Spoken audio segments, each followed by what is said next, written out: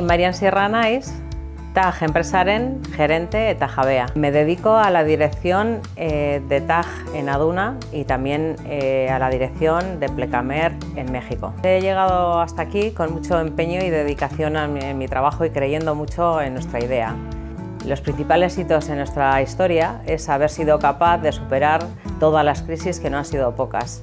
He tenido visión en la inversión y también he sabido inculcar a mis hijos el esfuerzo y la dedicación en el trabajo.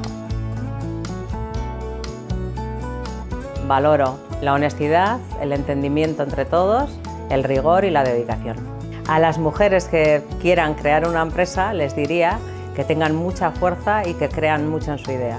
El mundo de la empresa sigue siendo un mundo de hombres, por eso tenemos que creer mucho en nosotras mismas y en nuestras cualidades. Es muy importante que las instituciones nos den ayudas para poder ser madres y empresarias y sobre todo que se ocupen de las pequeñas y medianas empresas. Nuestra empresa ha aportado riqueza, puestos de trabajo y desarrollo para la comarca. Para nosotros la innovación es muy importante, siempre hemos apostado por ella porque es la única forma de diferenciarnos y ser más competitivos. Nuestros planes de futuro son avanzar en el mercado exterior e invertir en tecnología e innovación. Para mí, el Premio Aspegui ha sido una forma muy bonita de reconocer mi trabajo y mi trayectoria.